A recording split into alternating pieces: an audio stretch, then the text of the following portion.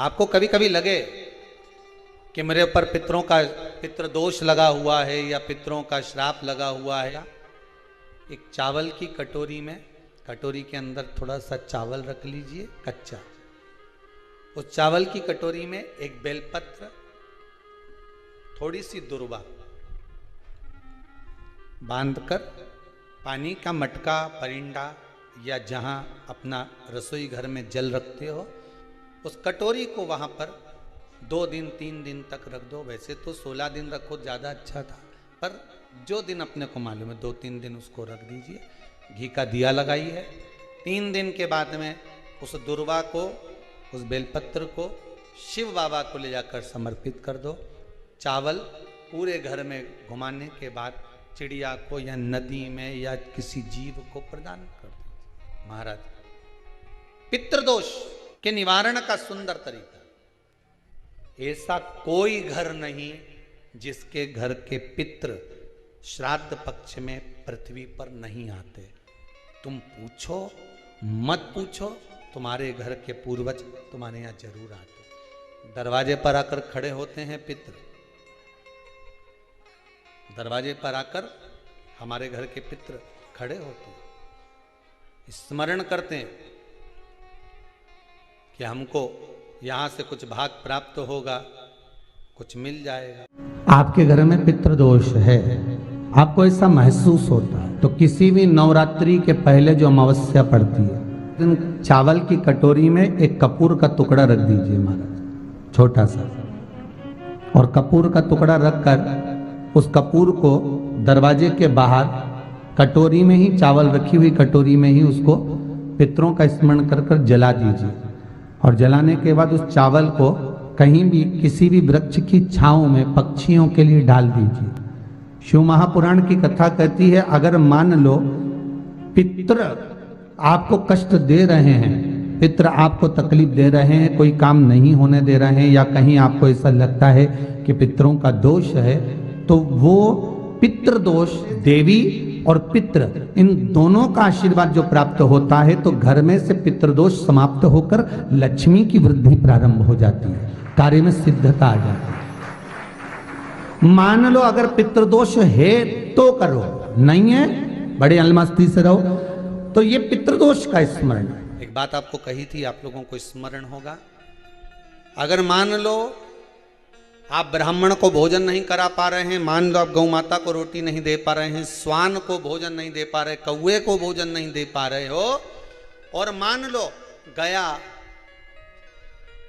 ब्रह्म कपाली या कहीं पिंडदान नहीं कर पा रहे हो, तिलांजलि तर्पण नहीं कर पा रहे हो, तो एक काम जरूर करना, जल के पात्र में 2 बूंद गंगा जल डालना, और वो गंगा जल शंकर को रोज 16 दिन तक चढ़ाइए, पितृदोष समाप्त हो जाएगा। जिस नारी के ऊपर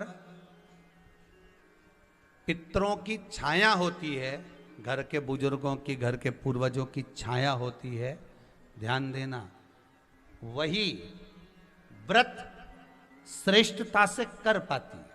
और सहज भाषा में समझ लीजिए, बहुत अच्छे से समझना इस बात को, कि मान लो कि जिस व्रत के दिन आपका उपास है, सोमवार का, मंगलवार का, बुधवार का, गुरुवार का, तीज का, चतुर्थी का, पंचमी का, छठ का, किसी का भी अगर आपका व्रत है, और उस व्रत वाले दिन यदि आपको क्रोध आ रहा है, व्रत वाले दिन अगर आपकी प्रवृत्ति चिड़चिड़ी हो रही है, क्रोध आ रहा है, अपशब्द निकल रहे हैं, और रोना आ रहा है, क्रोध आ रहा है, बहुत सारे परेशानी उसी दिन तुम्हारे सामने आ रही है, समझ लेना कि तुम्हारे घर के पितृ भूखे जरूर, अन्न भाग मांग रहे हैं।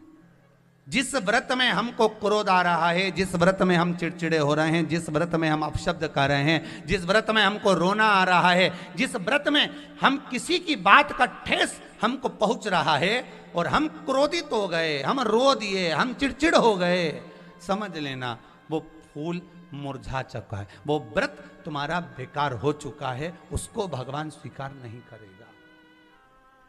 इस व्यासपीठ से कहना चाहेंगे कि जितने भी यजमान यहाँ कथा करवाने आते हैं, जितने भी यजमान यहाँ पहुँचते हैं या ऑनलाइन वहीं से बैठकर पूजन कर कर कथा करवाते हैं, हम उनको भी कहते हैं कि 7 दिन की आपकी शिव महापुराण की कथा है, 5 दिन की आपकी शिव महापुराण की कथा है, 9 दिन की आपकी शिव महापुराण की कथा है। शंकर की कथा चाहे भागवत कथा हो, चाहे रामायण कथा हो, रामचरितमानस हो, चाहे गीता हो, जिस पुराण को आप बचवा रहे हो, जिस पुराण को आप करवा रहे हो, जो करवाने वाला होता है उसके चेहरे पर स्माइल होना चाहिए, प्रसन्नता होना चाहिए। क्यों?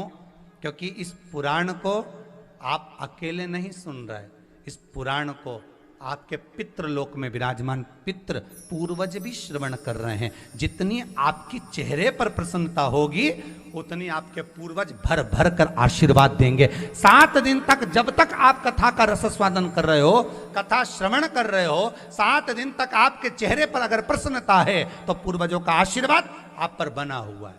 सबसे सरल महाराज, पहले के समय में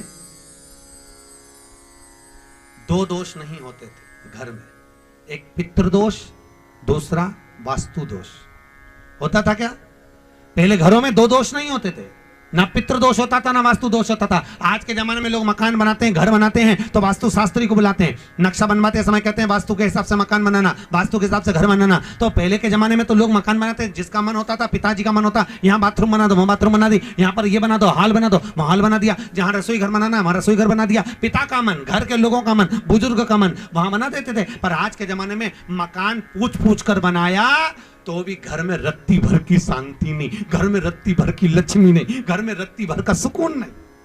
घर से बाहर रहती शांति रहती, घर के जैसी अंदर घुसी वैसी अशांति चालू। फिर किसी को बुलाया, हमारे घर में क्या हो गया? वास्तु दोष, पितृदोष है। पहले के जमाने में 2 दोष नहीं होते थे, ना पितृदोष होता था ना वास्तु दोष होता था। क्यों?